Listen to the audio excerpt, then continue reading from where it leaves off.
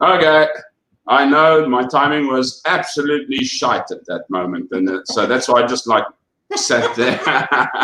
But welcome to the Motley Mix, guys. The Sunday salad, as always. Hopefully we have a nice chat, just a bit of a yak here. As you can see, Niels is looking really happy. He's lonesome and bachelor today. No, we really wish Ilandi a really speedy recovery. She's not feeling very well. So Niels, welcome. Great to see you again. Hello, Niels. Thank you. Thank you. Hello, Ina. How are you? I'm fine, and you? Okay, we don't really for this. Okay. So go for it. Okay, so last week we actually promised, or we were going to talk about schools, and we were going to chat about how schools are coping and opening with COVID-19 in the COVID-19 period, because schools have started opening. And we were going to talk about how we went about getting work as teachers. Oh, Ilandi is under the weather, and she is still keeping an evil eye on us.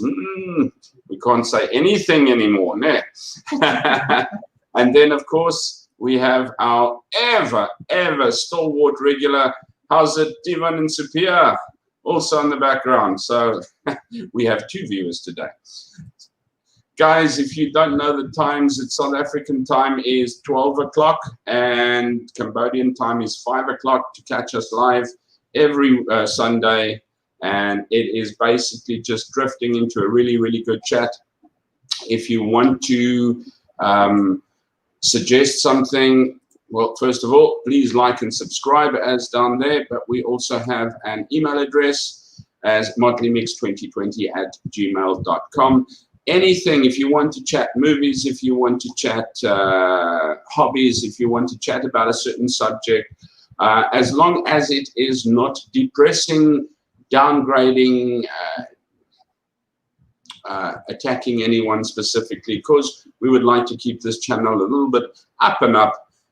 For other channels, we have, Death's Doornail or something to that effect. But keep an eye on our Facebook. Ilandi does a super job at keeping that up to date, as well as checking the emails and everything to that effect as well. So would be really chuffing if you dropped us a note.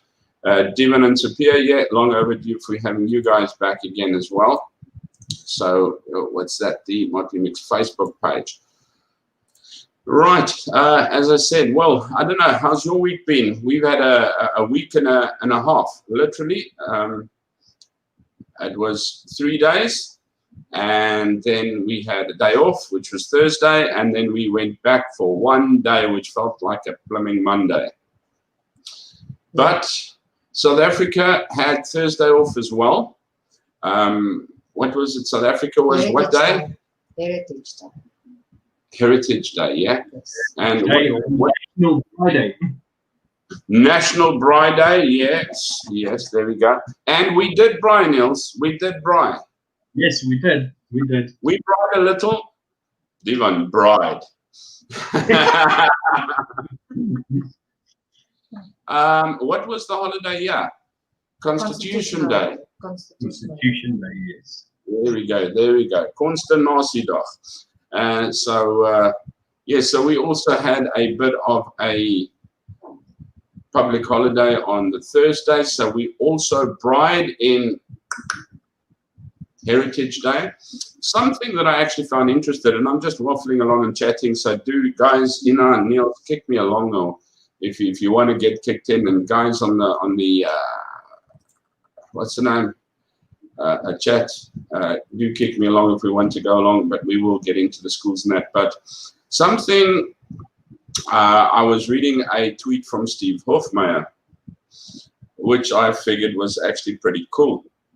And I'll repeat it on my other streams and that again, because I really enjoyed it. He said, if Heritage Day is just a braai day to you in your house, he feels very sorry for you and your children. Because surely you should teach your children about your heritage. Doesn't matter who you are. Doesn't matter what color you are, but where your heritage comes from, you should be teaching your child their heritage as well in commemorating Heritage Day, which is, I thought, was actually a pretty cool statement. Otherwise, your Heritage Day is just a braai. You know, Saterdag braai. Ma bring die slaai, pa braai die vleis, ma skep op en pa is dronk. Dad barbecues, mom brings the meat, dad barbecues the meat, mom dishes up, and dad passes out. But so I thought that was actually quite a cool statement of his to say that as well, because I don't know, what do you think of Heritage Day? Well, I agree with that statement because yes, everybody does it as a National Braai Day. No, so it's almost, But Heritage Day is quite important. It's like he says, you have to teach your children about their heritage because, and no matter which nationality you are, it's important for your child to know where they come from and what their heritage is. So yes, I do agree with that statement. Niels, what do you think about Heritage Day? Just a damn good braai. Yeah, I think so many times with a lot of holidays, and Heritage Day is actually one of them, we tend to forget what we are actually celebrating and why are we getting the day off, or instead of celebrating, what are we commemorating? Yeah, so I think it's really important to look it up and see if you can do something that has a bit of relevance to the actual event instead of just having a lack of old braai on Heritage Day, and then guess what? Christmas Day we're braaiing again. Yeah. So I think what most people do is nowadays say they've got no insight into what these days actually commemorate. They just braai on every one of them. No, we always braai. I mean, there's nothing wrong with it. It's very important that we do braai. For those who don't know what braai is, it's barbecue, and it's not a row of people waiting for a haircut. And that's the English version for braai. But agreed. But a braai is very important. It's what we do. I mean, you take a look at Christmas time. The UK, they've got this hot cooked meal, turkey and everything, and hot pudding and hot this. And the reason they do this is because it's blasted winter there. It's damn cold. All their food and their drinks need to be hot. South Africa, you need to braai because you need to be outside. You have cold beer and cold drinks and things like that. And that's what we should be doing. You shouldn't be trying to make a hot turkey and hot meal and hot this and like a 32-degree Christmas day or whatever. But anyway, but getting back to public holidays, yeah, very important, I suppose, to celebrate them or commemorate them correctly. And I'm not saying make a big issue of it, but I am saying is we tend to squeal a lot about things in the country, but when it comes to actually teaching or learning about it, it's really pretty sort of shifted to the side. I mean, I take a look at what's the one that was cancelled that everyone is up in arms about? Wait, in South Africa, the public holiday. Oh, Was it Hemelvaartdag? yeah. Yes. Ascension Day was cancelled as a public holiday, and everyone was up in arms. How dare you do that? And blah, blah, blah. So the guy said, well, you know what? The churches will stay open the whole day. We'll have 2 Ascension Day services, and we will have church services, and work will have no problem giving people leave for these days. You know, take a day's leave and you can, you know, celebrate your Ascension Day, because everyone's like, how dare you mess with my religion? It's so important to me. And you know what? Come Ascension Day, the churches were empty. I think there's 1 or 2 of them that still sometimes do an evening service. They don't even do mornings anymore. Nobody put in leave for that day, because all it was an excuse to drink and braai. And that's kind of the wrong thing, guys. You know what? If you're going to take it seriously and you're going to kick up a show about it, make sure that there's a reason for kicking up a show about it as such. But yeah, that's just my little rant on public holidays, which I intend to carry over to my next stream as well. But I thought it'd be a little bit interesting.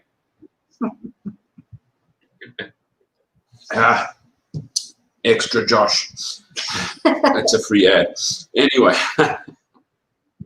so we get here, we're all excited, we do all wonderful things, etc., etc. But one of the things that we haven't actually really crossed over and gone into is, what did we intend doing here when we came over to Cambodia? Teach. To teach, yeah. Yes. I don't know what your experiences were, but I'd like to know, and we can just touch around experiences on teaching and how you went. So first of all, I think it was a shock to try and find schools here, because we decided, we'll come here, and if you have the right qualifications, there we go. We have, hello, Vanita, Ascension Day. Thank you very much. I got yours as well. Yes, that was the one that was cancelled. If you got the right qualifications and attitude, don't forget, I think in about 40 minutes or 30 minutes is the Moto 3. I've been watching out very hectically for it. Thanks, Vanita. But it coming with the right reason. I think it is important, first of all, to come with the right reason. I think a lot of people tarnish people's names or different countries' names by coming and trying to fulfill a teaching position like a bartender job or a 6-month holiday job or something like that. You know, if you usually go backpacking in countries and that, you usually find that a lot of people do restaurant or bartending jobs and that. And I think they decide, oh, well, you know what, it's pretty easy just to pick up a teaching job for a day or two, or a month or so, a couple of months. However, it is different. You know, you've got to realize that I think you're playing with little kids' lives, or not necessarily lives, but their education and their future. And I do believe that we've got to come with the idea, and I really appeal to the people who are wanting to come to a Cambodia, which is one of the very, very few countries that would still take you without a degree. Most countries these days require a degree. So if you don't have a degree and you are young enough, you're not too old, suddenly having a midlife crisis like we did and decided to move out, whatever, I would suggest, because it's really tough at the moment having to study through to actually finish off a degree. I would say either complete your degree or get a degree which makes your scope or opens your scope so much wider for the rest of the world. Because I feel teaching is really, really rewarding to us. It's something that I felt when I was working, and I always felt, geez, you know what, I wish I could do something that actually gave back and actually helped people. Whereas what I did, yes, I did for the sake of income, and I was helping people in retail and hotel and food and beverage industry.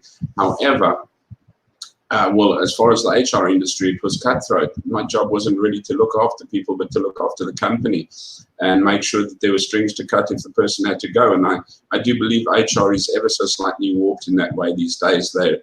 They are supposed to be a support structure for the staff, but very few actually are geared that way.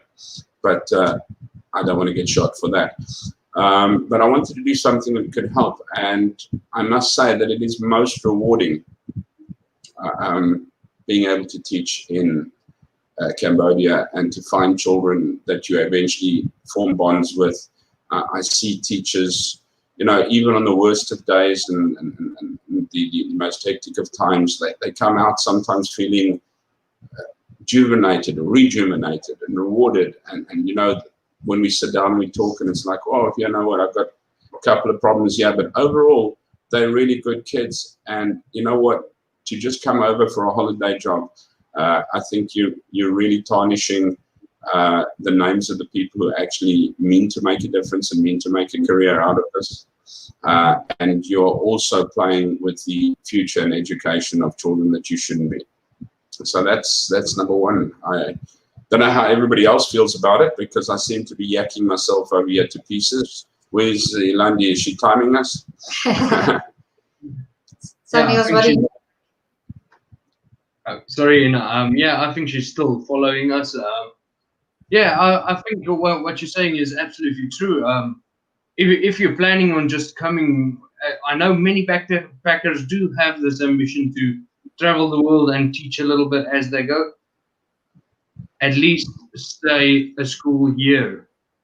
These kids get so confused when they change their teacher 4 times within a one school in a single school year, and they are so confused and frustrated. By the time you get there, they are just completely lost. And yeah, I think it's really important to actually work with these kids and see them through their year at least before you decide on just moving away or whatever it is you plan on doing next. Yeah, I think we've got a couple of comments coming there from the people, and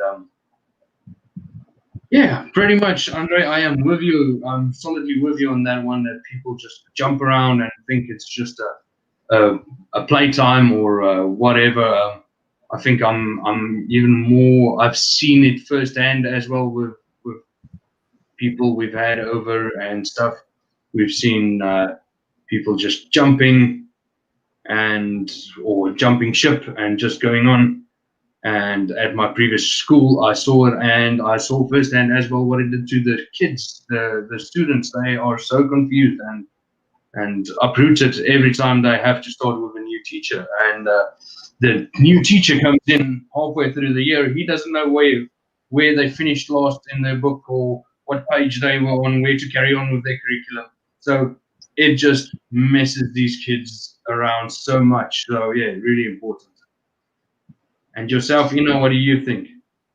Yeah, I absolutely agree, because in the first, you have to gain the trust of those little ones, because you're a foreigner in the first place, so it's something new for them.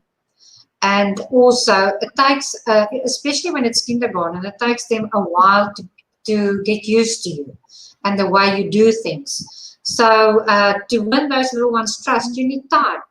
And also, if you just come for 6 months and that little one needs to now get used to a new teacher, it is very upsetting for them, because they now used to you and they know the way you do things and what you expect from them, and then suddenly you are not there anymore and they have to now adapt to get used to a new teacher. So yeah, I absolutely agree. If you do want to come to Cambodia to come and teach, you have to take it serious. It's not like a holiday job that you can just come in and make a bit of money and then carry on with your travels. It is absolutely about these little ones and their education. So for them to have a stable education through the year is very, very important. It is that way they you can see how they improve from when you start until you end with them for that year. But by throwing them around with 2 or 3 teachers in 1 year, it's not the way to go. Okay, so I just covered 2 things here. Landi, who's still watching over our shoulder very nicely there, has put in and a very, very important statement there. Yes, being a teacher is not a job, it's a passion. And I just want to add that you don't need to have a teacher's heart always to have that passion to teach people. I have seen rough older chaps have a passion to teach and a passion for children. As rough and as crusted as what they are, they have a passion for their kids and they're proud of their kids. And that's all you need to do is have that passion and heart. I agree. So I'm not saying you have to have wanted to be a teacher from ground school up, but it must be somewhere in your veins that your empathy and your outreach, you are, should I say, rewarded for your teaching in that. And then I also agree, there's Divan who also says, I agree that people come for like 6 months as extra job, and they mess it up for the others. Yes, I did correct that word for you, Devon. That actually want to stay and grow, unfortunately. Yes, they do, because it creates a problem with the schools. But let's not waffle on about this too much. So number one, before you actually come to do teaching in Cambodia or anywhere else, make sure you're doing it for the right reasons and you're not on a backpacking holiday job, or at least you're going to come out for a school year and complete a year. So I'm not saying, yes, don't come out for a year, but don't mess around. Number two, I would advise, I think we did speak about this in the opening show, that a clearance certificate does help a lot, because I think schools are starting to check that as well, especially the good schools, because of, you know what, just picking up CD or SCADI people in the process can be of concern as such.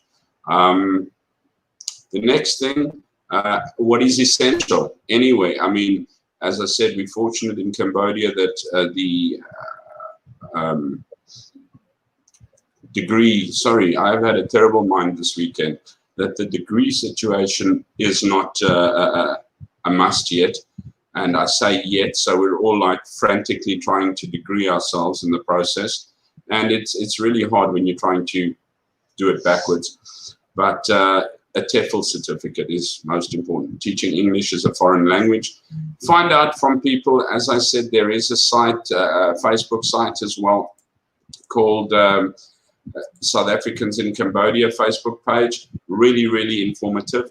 You can ask a lot of questions there. I still hope that maybe we can, one of these Sundays, probably I'm hoping for pretty soon now, is to get Steve Noble, who owns the South Africans in Cambodia Facebook page, onto the stream. But make sure that you get it from a reputable company, or that you don't get caught by a fly-by-night or a scam as well. But generally, that is what you would need to have, is, I'd say, a clearance certificate if you can, and your TEFL certificate, and then naturally copies of any other certificates, etc., etc. Set up your CV properly. Make sure that it's aimed towards teaching as well.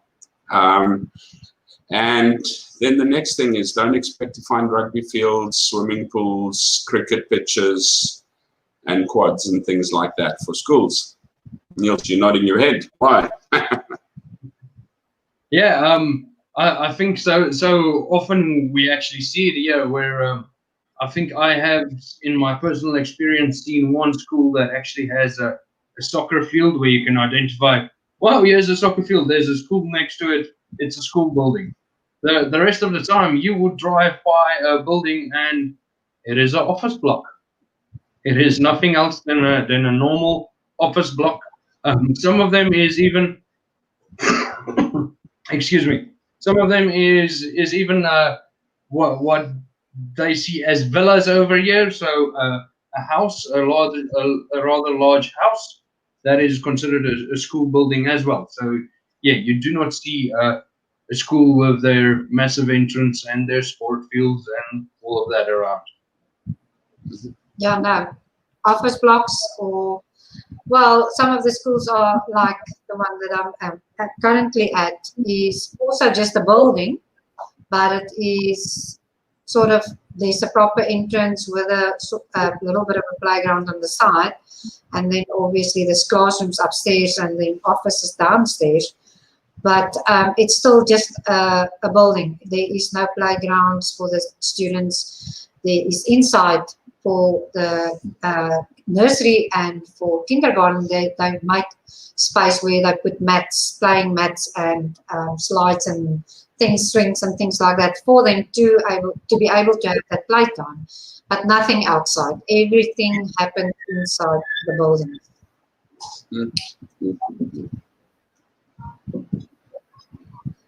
Okay. Yeah. So yeah, it's just office blocks and buildings and things like that actually form schools, and that's the norm. Although there are schools, as Neil pointed out, that does have a soccer pitch and a pool and things like that, but you also find that they are the more affluent schools, and that you will struggle to get into these schools. Some of these schools actually do require degrees. Some of them actually want teaching a physical teaching experience or teaching certificates, degrees, or a teaching diplomas or something to that effect. They want you to actually be a teacher as such. No problem if you are able to teach and you're a trainer, as I will go back again and say what Ilandi said. I think that hit the nail on the head, is that you need to have a passion. The next thing is there's no shortage of schools. No shortage of schools at all. I mean, I was surprised. I was told, well, COVID came in and 113 schools have closed down. I went, really? I knew there were a lot of schools, but I didn't know that there could still be a lot of schools and 113 closed down. That is phenomenal. I know that you can get here and you need to make about 30 copies of your CV. That's what we did anyway. And you start hightailing it every single day from school to school to school. And they're pretty close by. It's not like this suburb has one school and that suburb has one school and this suburb has one school. You can go down the road and pass 3 schools in one road at the same time as well. The best option that we found, unfortunately, we were not fortunate enough to find that when we came, but we have been able to help people with that as well before, is get hold of a tuk-tuk driver who knows the schools, first of all, and just pay him once up. I think it'll cost you about $20 for the day, and get him to drive you from school to school. And make sure that it's someone who knows the schools. And most people, once again, on South Africans in Cambodia Facebook page, it has been a wealth of knowledge for myself. And I really wish I'd known it before I got here as well. Fortunately, I did have a friend who helped us along, but that would have been one thing that helped. Get yourself on that tuk-tuk and get him to drag you from school to school to school. I'm just taking a look at Ilandi's post here. Cambodia has more than 400 schools. If you put some effort into finding a job, you definitely get something. Agreed, agreed. If you put the effort into it, you will. Also, you know what counts a lot here is your appearance. Because people are entrusting their children to a foreign teacher to be able to teach them in English, to be able to teach English. So A, you've got your passion. B, you've got a clearance and a TEFL certificate. D, you are now hightailing it from school to school to school to school. E, I would say appearance. But before we get to appearance, I don't know, Niels, you guys have anything to say on getting around from school, or how to get to school, or how to go about? Well, it's like you say, get somebody, a tuk-tuk driver that knows where's all the schools. And you can also look online. There's a lot of schools in Cambodia that also advertise online if there is positions open. But the best way to do it is to go to the schools directly. You won't always see the correct person, but you can drop off a CV. And it's like Andre says, always make sure that you look, your appearance is clean and neat, because that is the way that you will go forward when you go work for a school, is to always dress neat and professional. So always a first appearance, first impression always lasts. So yes, that is the way to go to find a job in Cambodia. Yeah. I think it's so true what you're saying there, is that first impressions last, and I think in the recent months it has actually started to pick up, where you can apply online, or you can email a school your CV, and they actually start reacting, where they started working via email and online systems, whereas previously, if you could send out 1 million emails and you wouldn't get one response, most likely. And yeah, so they've definitely been picking up on that. And yeah, Andre, like you said, get yourself a tuk-tuk, a reliable person that can drive you around, and drive around, hand in your CVs hand by hand. Appearance really important. Most schools are quite impressionable on your appearance, how you look when you arrive there. So yeah, you really need to maintain it to get into a school. Okay, so just to wrap up again. A, make sure you're coming for the right reason. B, if possible, it's probably not a necessity currently, but if you're going anywhere else, you would need to have a clearance certificate. I'd suggest that it does secure your application a little bit better. Thank you. And D, your TEFL certificate is of utmost importance. C, due to your weight constrictions on your flights, I don't think you need to try and make a ton of copies. There's a lot of copy shops here, and it is not that expensive. So bring a little flash drive along if you don't have a laptop or something with your CV or that, on it, and have about 30 copies made. And I agree with Ilandi. There are enough schools for you to find a job. Most people will find a teaching position under normal circumstances, and I state normal circumstances. Currently with COVID, the teaching scenario with schools closing and that has diminished, with schools starting to open that, which we'll address now as well. Teachers' positions have become open again, and because so many teachers have left due to closing and jobs becoming redundant, they are suddenly becoming available again. So if you just get your ass into gear, get you about 30 CVs copied, and get to it, within 2 weeks, you are basically guaranteed to get a teaching position, as long as A, your CV's in order, TEFL certificate, correct attitude, your appearance is good as well, and D, the fact that you actually put effort into it. Once again, I think Ilandi stated that one. If you put the effort into it, you will get it. So if you don't find the tuk-tuk, we didn't. We did try, and the person we got just did not know where half was. We took almost 2 hours to find one school. And then we said, no. And we actually rented a motorcycle from there. But from there, it was to school, to school, to school, to school. You can pick them up on Google Maps. And as you're driving around from one to the other, you're actually passing by. So you stop and you stop here. And we were dead the first 2 or 3 days, absolutely dead. It's hot. You are not used to this heat. We got here in March, and it's one of the hottest months, if I'm not mistaken. But you've got to keep at it. You've got to get to this school. You've got to get to that school. You've got to get to that school. Because if you sit back and you decide to take a holiday, that's exactly what you're going to get, a holiday. You're not going to get a job with it at all. And then your appearance. And also make sure that you're well spoken. I know one principal said, yes, Ilandi's one as well. I've skipped some things, Ilandi. So, A, reason for coming, B, clearance certificate, TEFL, print hard copies, CV, go to school, hand in your CV. It's very, very simple, actually, if you take a look at it. Ilandi summed it up beautifully over there. And her other one, and remember, your appearance must be spot on. And then you're pretty much got it wrapped up. Agree totally. But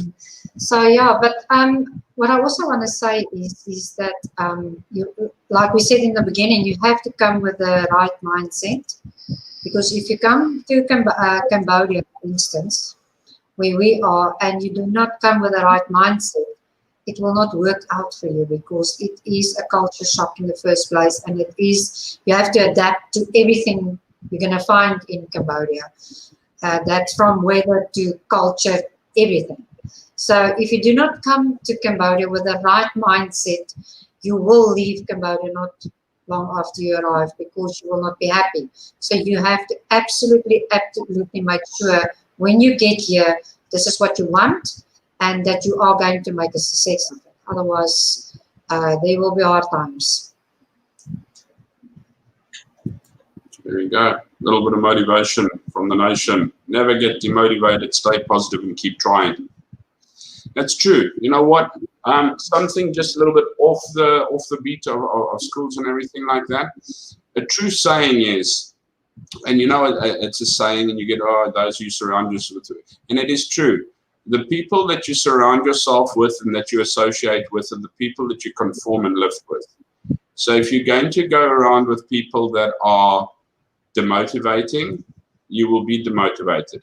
If you're going to go around with people who are heckly and poisonous, you're going to get people that are heckly and poisonous. If you're going to be hostile people, you're going to be hostile. If you're going to get nasty people, you're going to be nasty. It's all a great, how should I say, oh my goodness me, sorry, work. Sorry, it's all a matter of choice, and it's who you surround yourself with that actually. It's who you surround yourself with that actually make up who you are. It's like the what's that book, The Secret? They always say you've got to focus and you're going to imagine, you've got to focus and believe. And it's not necessarily focusing and believing and all of this wonderful stuff. It's basically just what you are looking at. Everything else is still there, but who you're putting with. So I agree with Yolanda, you know, keeping going. When you're at school, you can get grumblers, you can get moaners, you can get hostile people, you can get demotivated people, but then you also get very, very jacked up people and people with a great outlook. Find them and lift each other up and build each other, and maybe your influence spills over to the others as well. Really, really good. Anyway, getting back to school. Currently, schools are changing, but Niels, let's take a look at what are schools like under normal conditions to you. And we will speak about the changes now as they have changed for COVID, because they did change. But under normal circumstances, what's it like teaching in a Cambodian school? Well, I think we have mentioned it before as well. So there's no extracurricular activities like South African schools over here. So a school day is pretty much from 8 o'clock in the morning to 5 in the afternoon for most schools. Might be a little bit earlier, 4:30 or whatever the case may be, that they're busy. So they've got a pretty full program, and because they more than likely have two languages that they do in full, where they'll be doing maths in both subjects, science in both languages, and whatever. Some of the kids even have 3 languages at school, where they're doing their Khmer language, their English, and Chinese. Yeah, so it is longer hours for these kids. It's more intense. It's more intense on the teachers as well, I believe. Especially if you get some schools that would take the maximum out of you instead of having you work stable hours. So yeah, it can take a lot out of you if you're not going to have the right attitude towards it. But still, a very, very fun environment, fun teaching environment.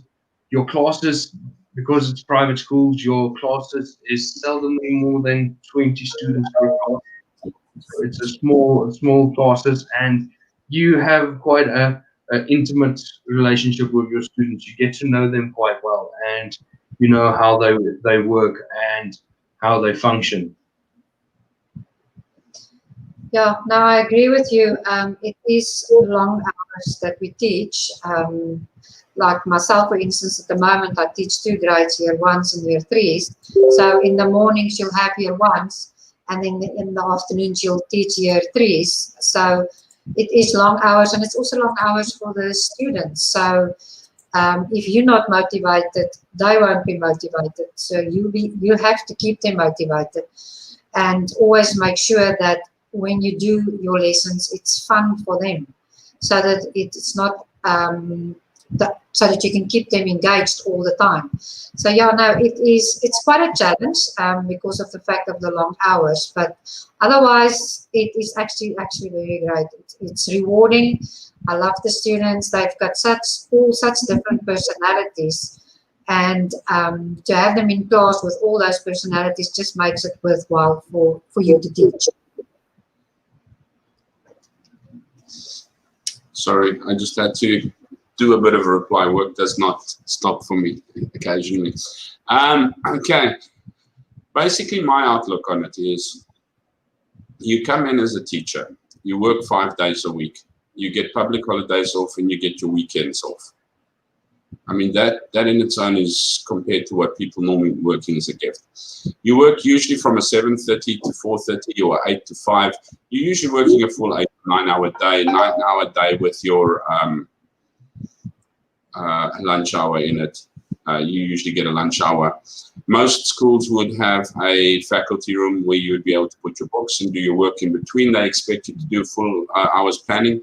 You do between, I say, 4 and 6 hours, mark me if I'm correct, teaching in a day. The rest you actually get for preparation. You are given your textbooks to work from. Most schools have 4 English subjects. Some subjects, especially the higher you go, the more specialized the subject becomes, and then you have less teachers for each subject. English has a very dedicated subject as well. You have English as a second language. And then you also have your, as Niels was pointing out, maths, science, geography, and then your standard English, but then you'll get additional classes, English as a second language and comprehension and reading classes.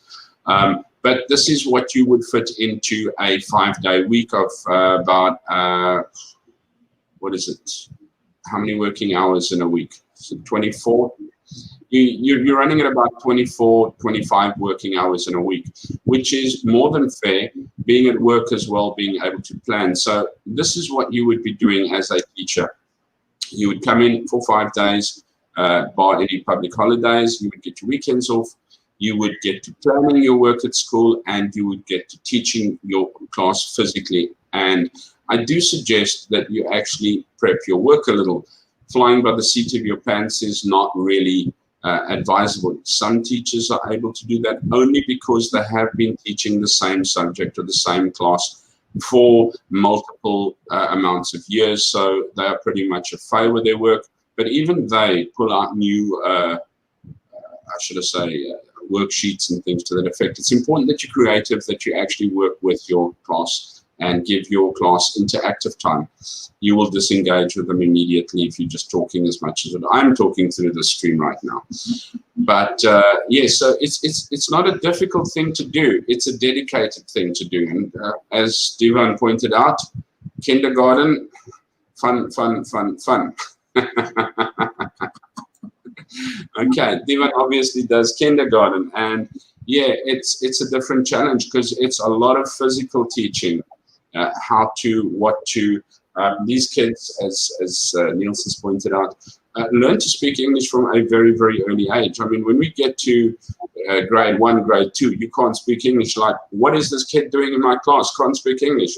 And they're doing Khmer classes, and they're doing English classes, and they're working from 8 in the morning till 5 in the afternoon, or 7:30 to 4:30, same as what you are. And then the homework and everything as well. It's not back in South Africa, 7:30 to 2:30 in the afternoon, you get your sports and your homework time, etc., etc. Yeah, they physically do a full day's work. One set of lessons in one language and one set of lessons in the other language. And some schools actually then provide Chinese as well, so they would go after hours to learn in different languages as well. So they would go the afternoon or the evening to go to a different school. Some of our schools have children which are just half day. It is not a difficult thing to teach. You've just got to, once again, I fall back on what Yolandi said, and that is have the passion for it so that you can put it in for them. Once you're doing that, it's really important. And also then I'd also say, as a teacher, watch your behavior after school, and you can very, very easily get led down the garden path. And next thing, because you have suddenly so much free time, and especially in Cambodia, the cost of living is not that high, that you suddenly find that you can actually live and you're not just surviving. It depends on how you live. I'm not saying don't go out and have fun or anything like that, but just be careful. You can go down the drain in the process. But so guys, what's happened? We have a whole bunch of kids in the class. Class average is about anything from 20 to 25 kids. Am I right, or is it wrong?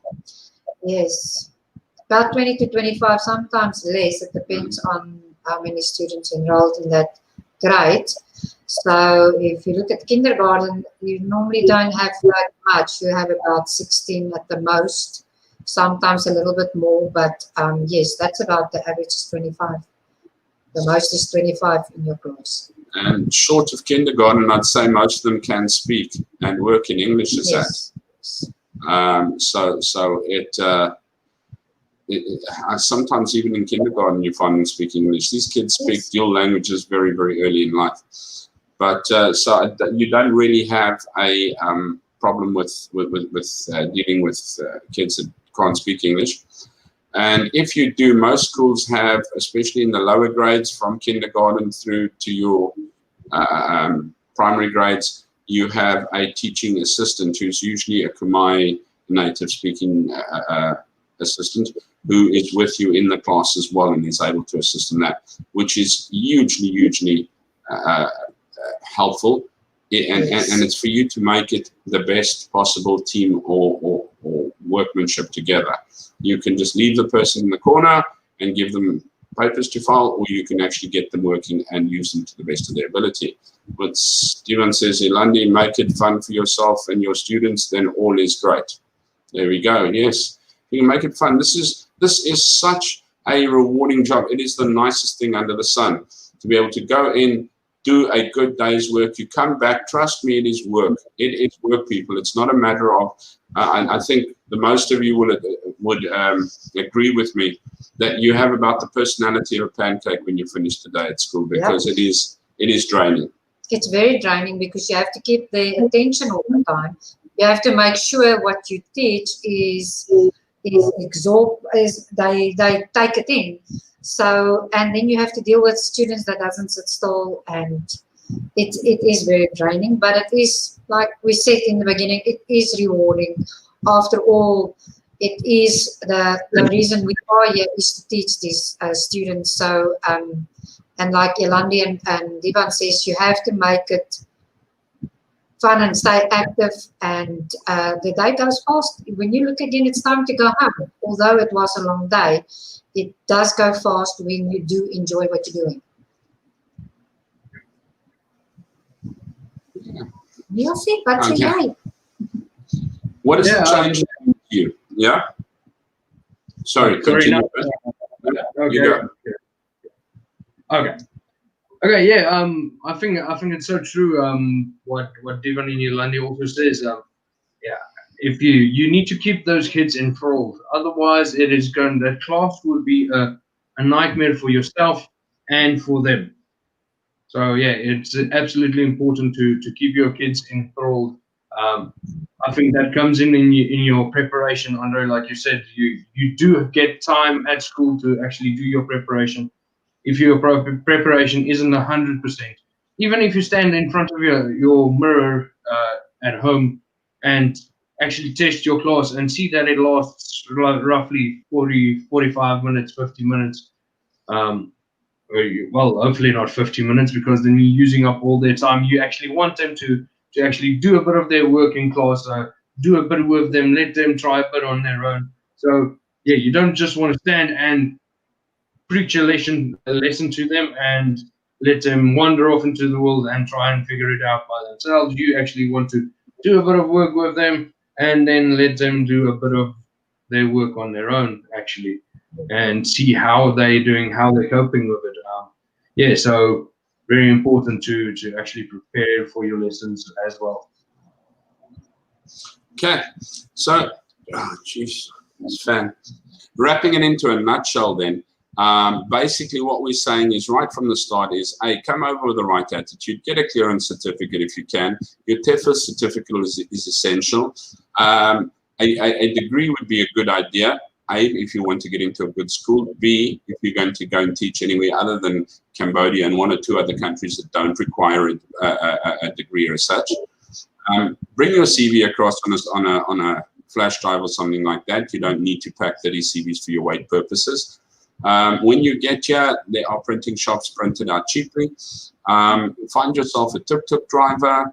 Unless you want to hoof it yourself, is fine as well, but you've got to put the effort in, go from school to school to school to school. That is easy. If you you can do probably 20 schools a day for 5 days in a row, and you can get to 20 different schools. That's how many schools we have and how close they are as well.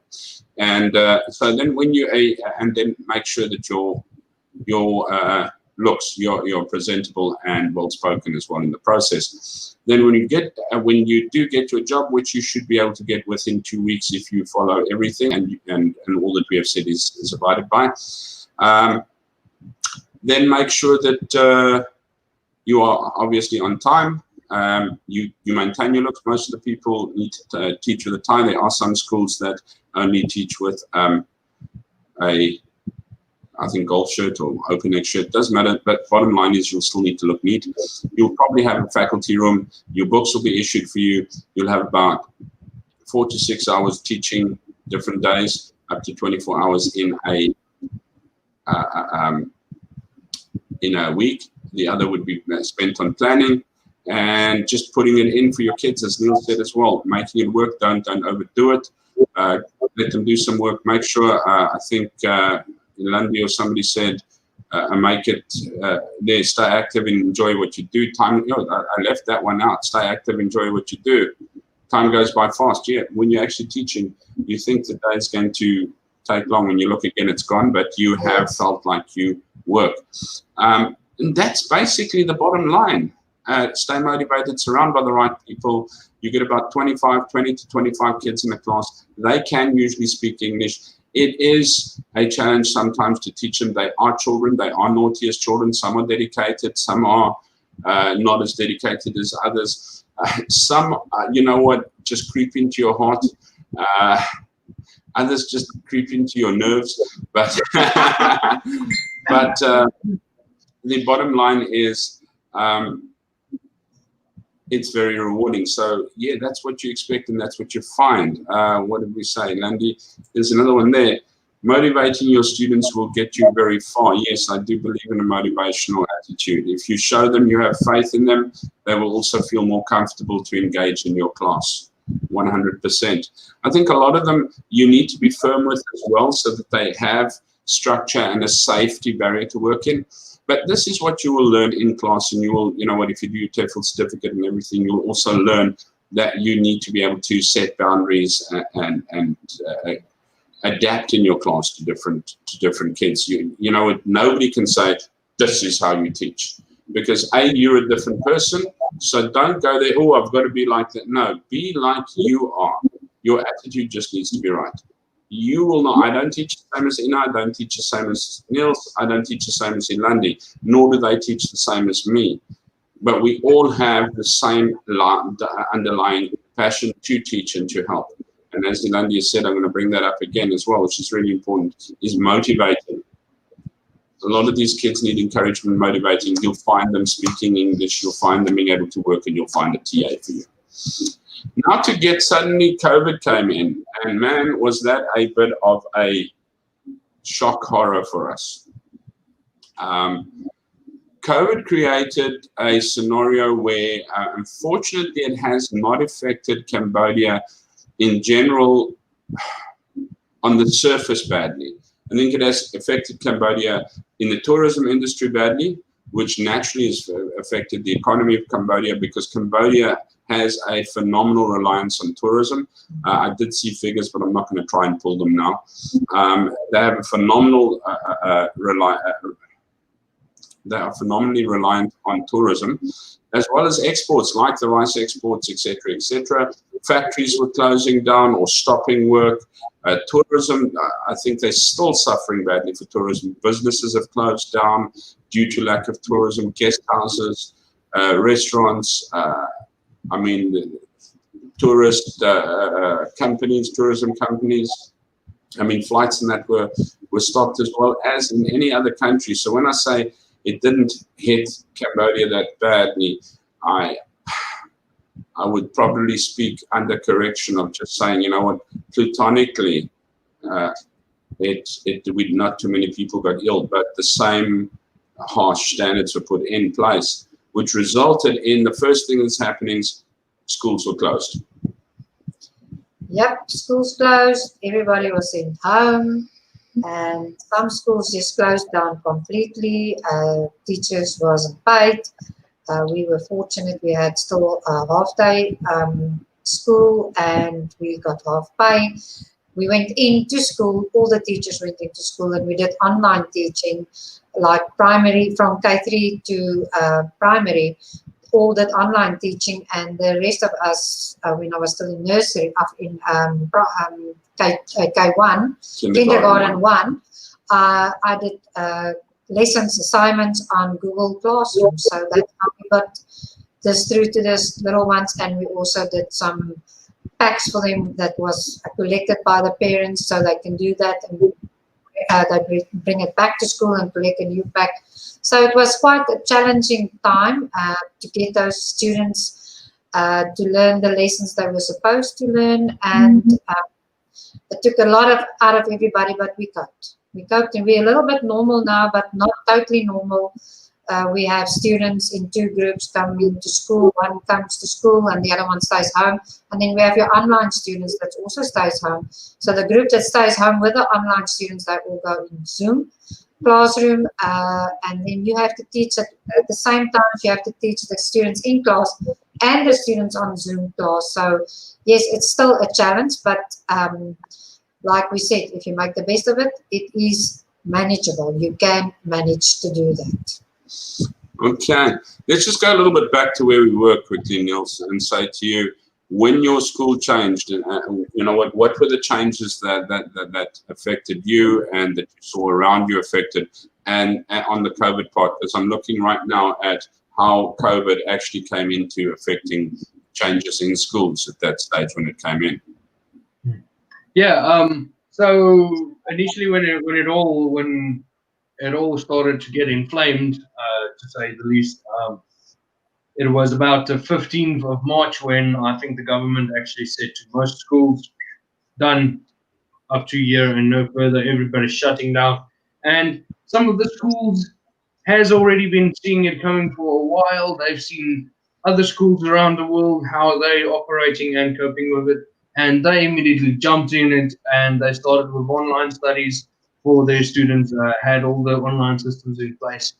Some schools, the school where I was, unfortunately, they didn't have the action plans in place yet to actually carry on with online studies. So I was sent home on the 15th of March. The school was closed for 2.5 months. During that time, I didn't get any income.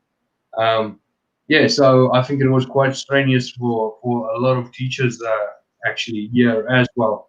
I know of quite a few that took a massive, severe beating because of it, and yeah, things are starting to get back to normal. Can we say? Schools are starting to open back. Yeah.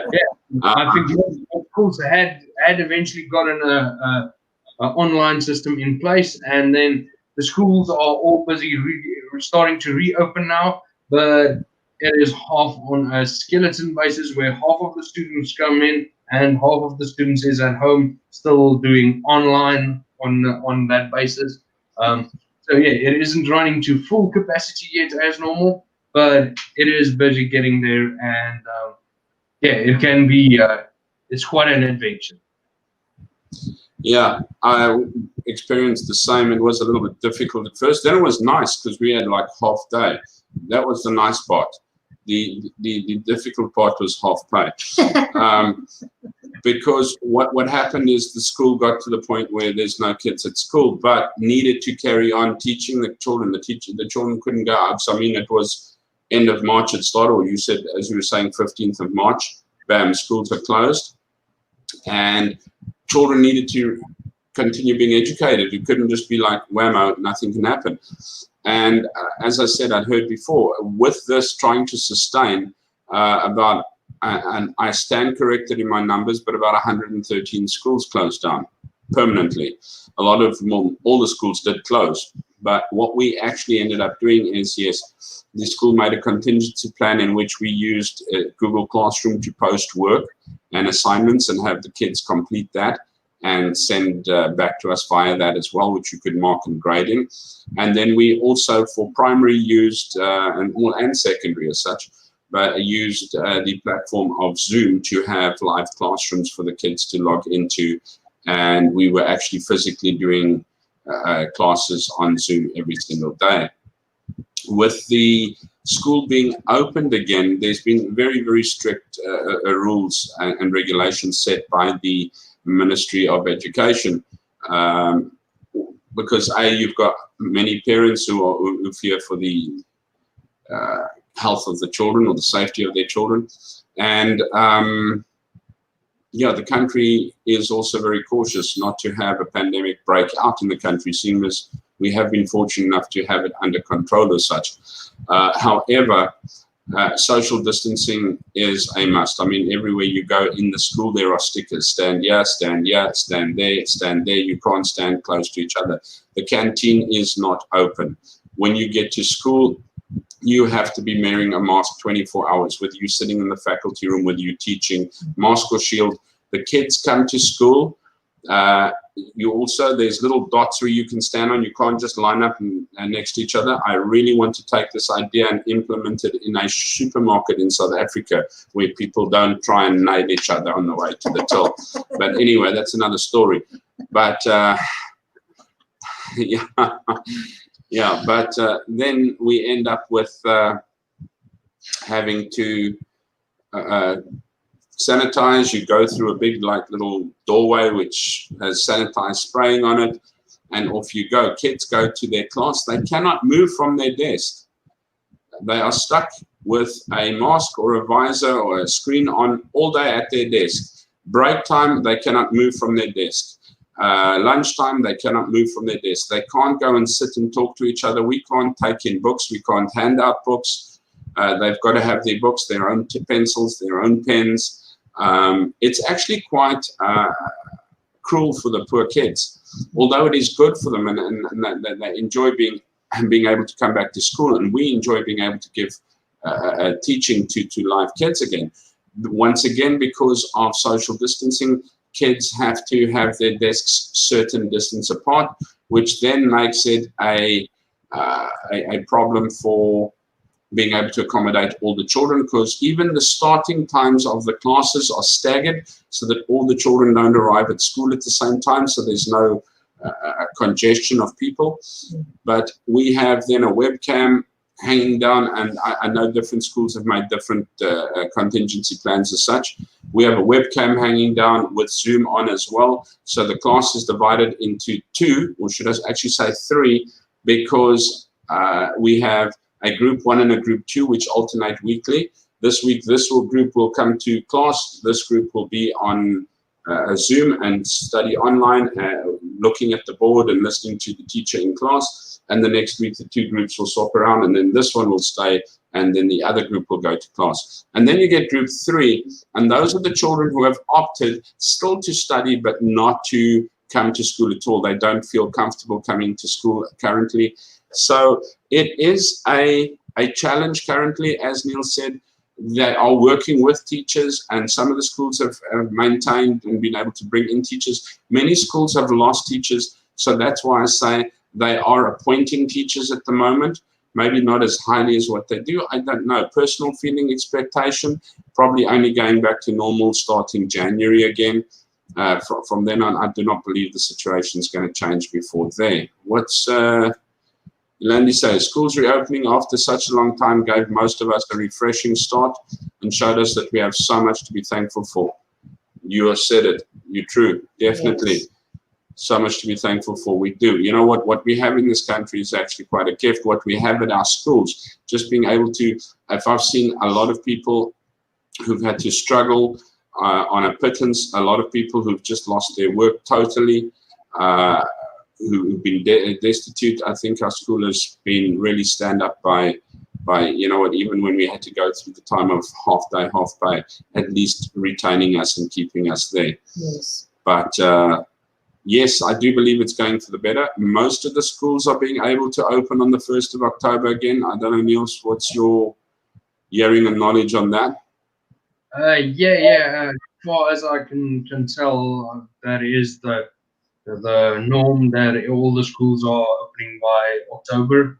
In the first week of October, I think most of the schools will be fully functioning again by that time.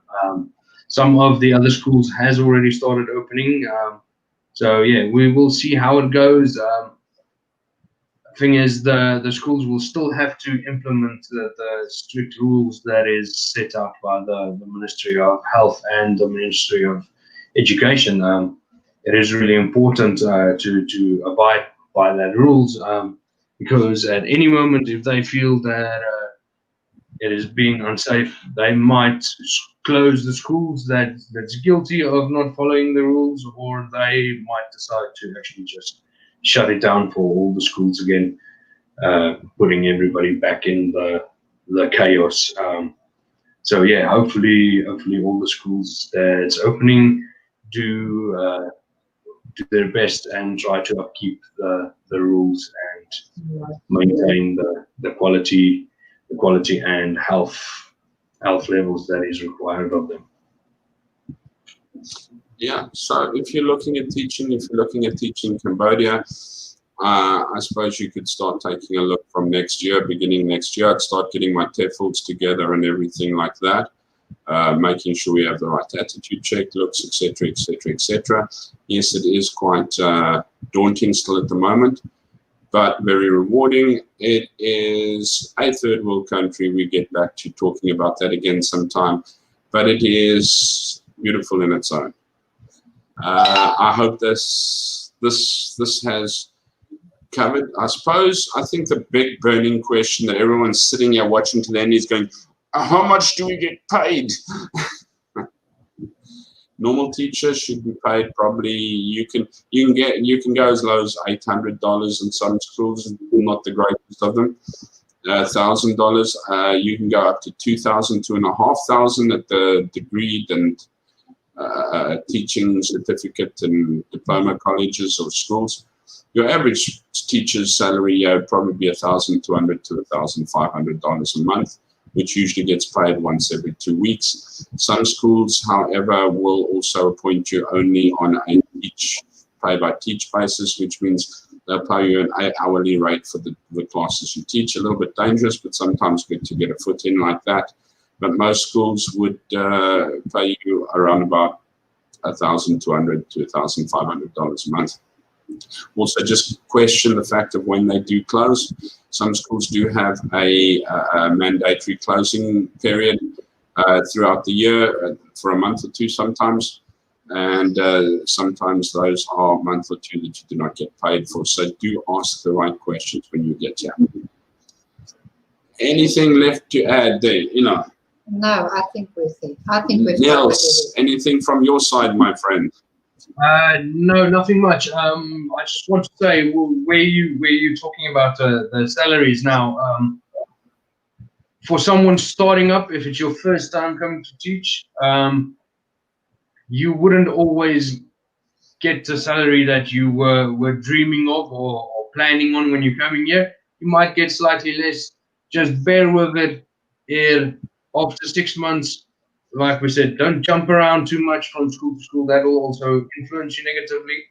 But after a few months, you can actually get your salary increased. There is opportunity to get your salary increased. So don't expect you're going to walk in the door and be earning $2,000 or $2,500 a month. You have to work to get yourself there. It isn't off the back of the camel that you end up there. Agreed. Yeah, with a little bit of tenacity and time, you will actually end up where you want to. And yes, once you've actually got a bit of experience and you haven't hopped around, because I think in the same breath, and I know we're finishing off now, but in the same breath, there are a lot of teachers who come here. I don't know if it's just us, but I do see a lot from South Africa. Obviously not at the moment, flights are cancelled, COVID's been whatever. But there are many South Africans here, and with good reason, obviously. There's many people taking opportunities up over here. But yes, I agree with what Neil says. Sometimes you won't just get what you want, but bite the bullet and don't jump. Yes, I agree. Okay. Last words from anybody? Please like and subscribe. Famous last words. Ina? No, I think we've covered everything. I just want to say thank you to everybody that is listening. We really appreciate it. This is just a channel to chat and give some information. And like Andre said, if you want to know something, you're welcome to send us an email or ask us questions on Facebook. We have a Facebook page as well. But it's nice to share our experience with everybody and tell them how we see things. Indeed, indeed. I really appreciate it as well. It's nice to have people to see our views growing, and it'll be nice to see our subscriptions growing. And yeah, it's a good chat, and please let us know. You know, it doesn't necessarily have to be about Cambodia. It can be about your hobby in South Africa, about anything. It's just a fun channel that we're actually putting on. It's exactly what the Motley Mix says, just for fun, and the Sunday Salad is just that.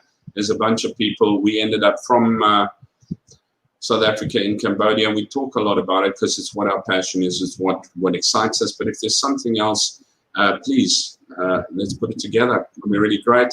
And from Ilandi says, thank you so much for the lovely chat, guys. See you next time, same place. Indeed, so. Ilandi, I hope you're feeling better soon. Take care of yourself. Niels, anything lastly from you before I bash that turtle again, and hopefully I don't mess it up now? No. Yeah, everybody have a lovely week, and we'll see you again next week. Enjoy. Divan Sapir, take care, my friends. Thank you very much for everything. Stay safe, be good, be kind. Cheers. And I'm messing up again.